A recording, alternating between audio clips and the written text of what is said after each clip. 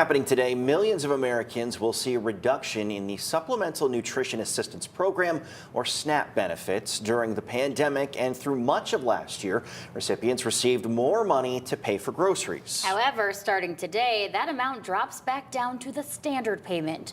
Fox 43's Syra Williams is live in York County with more on how local food banks are preparing to make up that difference for families amid inflation. Good morning, Syra.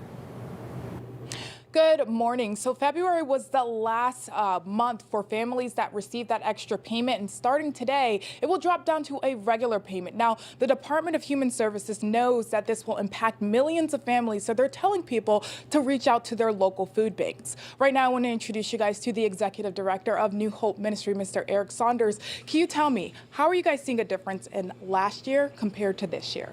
It's been a big change since last year. As we know, the cost of food has gone way, way up. And a lot of the benefits that we all enjoyed during the pandemic have gone away. And so folks are having to do more with less and come into New Hope and organizations like ours for help. We're probably seeing a third to half more than we were this time of year in terms of total families served. Okay, tell me about that demographics and what kind of people you're seeing coming through these doors. You know, anybody can experience hunger. Families, seniors, people with disabilities, single moms, homeless folks. There's lots of folks that are coming in for help. Just like I said, more of everybody is needing help right now, and we all understand why if we've been to the grocery store. All right, so tell me about the items that you're seeing come off the shelves even more with the SNAP benefits have been expanding and now going back down. Some of the things that we're having the hardest time keeping in stock are fresh vegetables, milk, eggs, lean proteins, even staple food items. We haven't worked out all of our supply chain issues, and it's more expensive and tougher to get food than ever.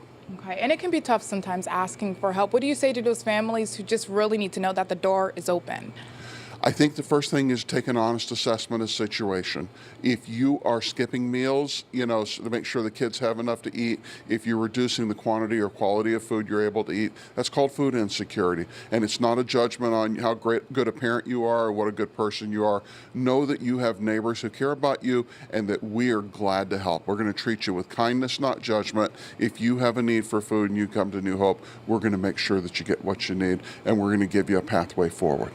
Okay, well, thank you so much for joining me. Now, coming up in the next hour, we'll talk about the items that are needed here at New Hope Ministry, as well as how you can get involved to make sure everyone can have a meal on the table. For now, in Dover, York County, Syra Williams, Fox 43 News.